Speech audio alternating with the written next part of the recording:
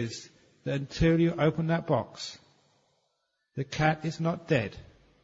The cat is not alive. It's in a third state. Now that doesn't make any sense, but it's true. What science taught me is that the way we look at the world is not the way the world is. The world is far more complex, far more adaptable. That's why quantum theory just stuns many people. They can't get a handle on it. The point is that their perceptual framework is too rigid. Cats are either alive or cats are dead. You can't have a third state. No, there's a third state there. So it's not true that atoms are full of holes. The world out there is not the important part. It's the perceiver in here. It's not what we perceive so much as who does the perceiving and how we do that perceiving. Delusion is not out there. Delusion is in you. So the reason why people don't become enlightened, they're always out there. We're never actually in here. Who's doing the watching? Who asked that question? What asked the question? What collapses the probability spread of phenomena in the world to make this observable phenomena we call life? We actually literally, according to quantum physics, create the observable universe. We do, not God. That is solid quantum science. Ajahn, then what is emptiness or void that you've been mentioning throughout this week? And the emptiness of you. And what are these characteristics? Does it mean that it's just empty, a mass of empty space? No. Complete voidness? It's interesting. This was actually said by the Buddha in the Cagino Sutta. You cannot say there's nothing at all. The very fact you can ask that question shows there is something. He said the reason that because there's an arising of things in the world, you can't say there's absolute emptiness, there's nothing.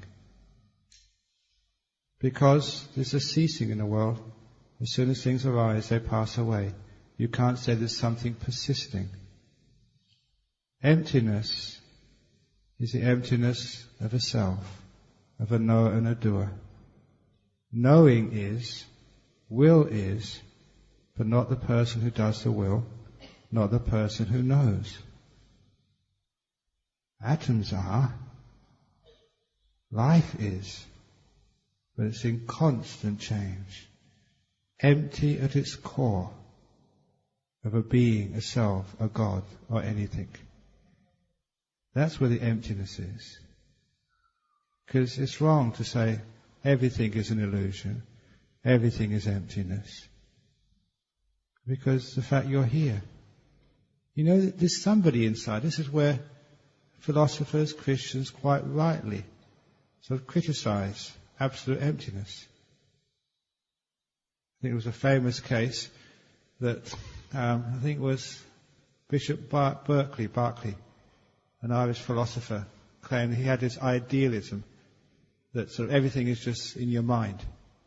And it was George Bernard Shaw kicked him and said, "I refute you thus." To be kicked is an experience. Experience is, as Krishnamurti said, life is, but it's not a person behind it. As I said the other day with Anatta, the path is, but no traveller on it is seen. Nibbana is, but not the person who enters it. It's the person is where emptiness lies, not in Nibbana. Nibbana isn't empty. Understand? No. Mind-boggling, Ajahn. Okay. The emptiness of self, yeah. Very good. Thank you for being honest. According to Abhidhamma teaching, the nimitta arises from the heart base. What happens if a person do not have a heart or an artificial heart? Okay. I'm going to get into trouble here, but I'm going to say this again. The Buddha did not teach the Abhidhamma. I get into trouble there? but I say that and I quote the Vinaya Pitaka, the Chulawagga, I think it's chapter 11, where they give the account of the first council, straight after the death of the Buddha, the parinibbana of the Buddha, where the 500 monks met together to collect all of the teachings of the Buddha. That was their purpose. The first council. There it says specifically that Venerable Upali, the Arahat Upali, recited the Vinaya. Ananda recited the Pancha Nikaya, the 5 Nikayas, which everybody knows means the Digha Nikaya, the Majjhima Nikaya, the Samyutta, Anguttara and Khuddaka Nikaya. There was no mention of Abhidhamma there at all. And as one of my heroes, Professor A.K. Warder, he was also of Cambridge University, he wrote this wonderful book called Indian Buddhism, specifically to use his knowledge and expertise of Sanskrit and Pali, and his knowledge especially of Pali meter, actually the poems which were written as part of the Tipitaka, to find out what was the teaching of the Buddha and what came afterwards, what was original Buddhism and what was added. And he told her, he's not a Theravada, he's not a Mahayana, he was a scholar. He was like an umpire, a referee, not playing for any side. That's why I respect his argument. He gave a very strong, convincing argument. Basically because of all the different traditions of Buddhism. There were supposed to be 18 schools shortly after the time of the Buddha. Many of those schools survived. Their Vinaya is almost identical. There's a few changes. Their suttas are also almost identical. Their Abhidhamma is completely different. In fact, they're split up mostly over disagreements on Abhidhamma. And his argument was this. He said what was common to all these schools is most likely to be original. What's different is more likely to be added. And even the language and concepts is different. That's why I always go to the suttas and also to my experience. You don't need the Abhidhamma to become enlightened. The nimitta is not centered on the heart. The nimitta is the citta. It is a reflection of the mind. The heart is part of the body. Nimitta is part of the mind. It's a completely different area. So understanding that is, you understand what I said before. It is the body which is in the mind, not the mind in the body. So I refute that. I can get into trouble for that because some of the Mahatheras are going to say, Ajahn Brahm, how can you say that? You're destroying Buddhism. But I don't care.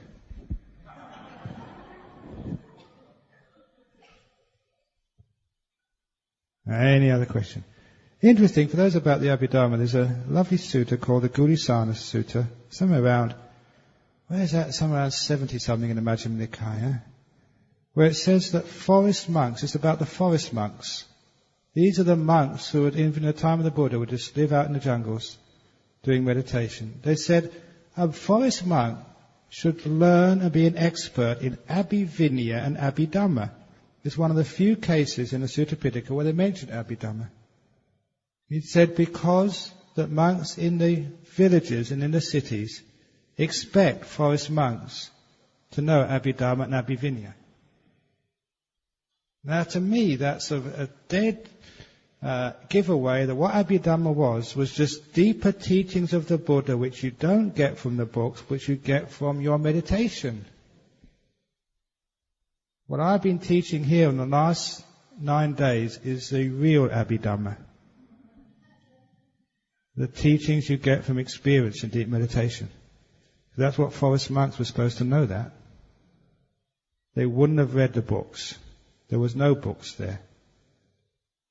The forest monks would have the Abhidhamma which one of the teachers of our tradition, Ajahn Brahm, kept on saying, Abhidhamma is in here, in your deep meditation. Your own experience of the deeper Dhamma which you get from calming your mind, getting deep in meditation, getting superpower mindfulness, and uncovering truths which only you can see inside. That is the Abhidhamma. The Abhivinaya, the Vinaya was the rules for the monks. These are the deep rules of restraint and simplicity, which just come as a natural consequence of renunciation. Much more than just the precepts, but really where those precepts are coming from. The deeper precepts, the deeper truth. You get into trouble, I know, but I'm already in enough trouble already, so who cares? Any other questions? Yeah, come on. Hello, dear Ajahn. Yeah. I'm very fascinated by your explanation of physics. Actually, I want to clarify something. Actually, when you are talking about everything in this world actually perceived by the mind, are you talking about the time itself is actually part of our mind makeup as well? Is it? Yes. Because I studied a bit of physics, and then they start talking about the fourth dimension as the time and stuff like that. So, in this case, if it is true that we can control the fourth dimension, it should actually mean that we can actually go back time. So, can you clarify this? That if it's possible that our mind can be so strong and we can actually go back through time. Okay, that's the first question. The second question is, I must admit, I'm a coward. I'm afraid of ghosts and things that I'm unknown of. My imaginations, I think I read too much storybooks. It went wild and crazy. And night, am I sleeping alone? I can just think of the weirdest thing in the world that can happen to me. I tried before using meditation to steal my mind. It happened when I'm meditating. Then I stopped, and then I became very mindful of the things around me, like a wind blow, a thing ticks, and things were happening. I would think like crazy, and I would just can't sleep, and I will have a very bad day the next day. So perhaps you can have any remedy for me. Thank you. Okay. Actually, I'll answer the second question first about ghosts, because actually I should have done this earlier on. I've got to give a warning. Because, like as a monk, I know some of these things. There's a very dangerous ghost. Not in this temple. Your temple here is protected. There's an incredibly dangerous ghost around these days. Especially in the West. And this is a ghost which actually does possess people very easily. I have seen many cases of this. And it's so dangerous, it actually kills people. It's true. Many people have died because of this ghost. It gets into you, it possesses you, it actually makes you crazy. You do things you don't normally do. You say things in a strange voice. And sometimes it kills you. Its name is the bottle ghost. The bottle ghost. It lives in bottles of whiskey and beer. As soon as you open the bottle ghost, it takes possession of you. I've seen it. You've seen it. People speak in a strange way. They do strange things. They can't even walk in a straight line. They're possessed by the bottle ghost. And it can kill you. Why aren't people afraid of that one? Why else is it called spirits?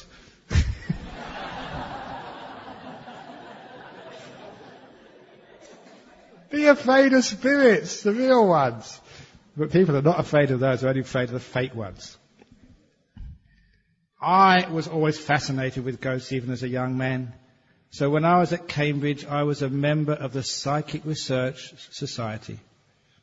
I joined it, and actually I became very friendly with the president of that society. We've remained friends. The last time I was in England, it was actually for a temple opening of Ajahn Sumedho's monastery, Amawati.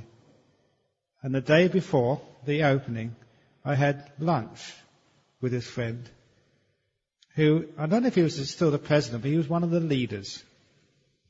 And even in those days, 30 years previously, he had this business card, which was obviously a conversation piece, because the business card said it was Tony Cornell, no, BA or PhD or something, I think it was Dr. Tony Cornell, head of the Ghost Hunting Council of Great Britain and Northern Ireland. He was the head ghost hunter of the Psychic Research Society of London. And every now and again, someone would give me a Sunday paper in Australia. If there was any ghost happening in UK, he would be the one who investigated it and wrote the articles. He was the expert in England on ghosts, and he was a close friend. He still is. When I went to see him, he said he was about to retire. And I talked to him a lot about ghosts, and he said one of the strangest things about ghosts. And he said he's been in many houses where things have been flying through the air. And he's not a gullible person, he's an academic. This was like his hobby, what he became probably most known by. He said in all those cases, the things flying through the air would never hit anybody. That was a strange thing. Ghosts can't harm you. They can only make you scared. That's as much as they can do. Strange, but that's been proved. All their research, the reports which they've done over 100 years in one of the most famous countries for ghosts, England, has proved you've got nothing to fear from ghosts except fear itself. And as a monk, I know that ghosts are certainly much more afraid of monks than you need to be of them. So, if you have a ghost, call the monks. We are the best ghostbusters. But even monks have to do it properly. So I remember giving a talk in Brickfield's temple alongside the chief, Venerable Kesri Dhammananda. We were exchanging ghost stories. Everyone was so happy to hear about ghosts. And he told me one case, there was a house close to Brickfields which was haunted. They called in, I think it was a Christian family. They called in the Christians and the Muslims and the Hindus and the Taoists. And eventually they got to the right person himself. He went in there and it worked. After he did the chanting, the ghost left. The other religions, they couldn't dislodge the ghost at all. Unfortunately though, a few days later, after the ghost had disappeared from that house, all the neighbours came to complain because the chief had just managed to push the ghost next door. So he had to go in all the houses around doing the chanting to make sure the ghost didn't go to the neighbours, but really shoved off a long distance. So you don't have to be afraid of the ghosts. Now on the second question, or the first question which you said about physics and time, I think you're really probably quoting Einstein, who just tried to actually to get the fourth dimension, the three physical dimensions, and time as a fourth. That was actually part of relativity. This is special relativity, not general relativity, which went a little bit differently. But I disagree with that, because under meditation you understand much more about what time is, and how time is much more part of the mind than part of space. The point is, though, it belongs to mind, not space. And here's what time really is. Time is created by craving. It's wanting creates the time. And you can experience that very easily. When you stop wanting, get very, very peaceful in a deep meditation, time no longer has any meaning. It's called a timeless present. But as soon as you want something, you can see yourself creating time. And it's why that some beings in the deep Deva realms, because of their lack of craving, their time gets dilated. It gets distorted. You read this in the sutras that sometimes one day for a Deva is 100 years or 1,000 years for a human being. What's going on there? After deep meditation, we understand what's going on. It's because of the lack of desire. The time stops.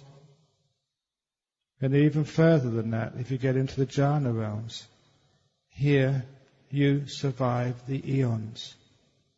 You're so still, time stops for you. In those jhanas, you're just so still, so peaceful, so blissed, you've got no concept at all of time. Time disappears. You're going almost like into a different realm. And you can be meditating for hours or sometimes days.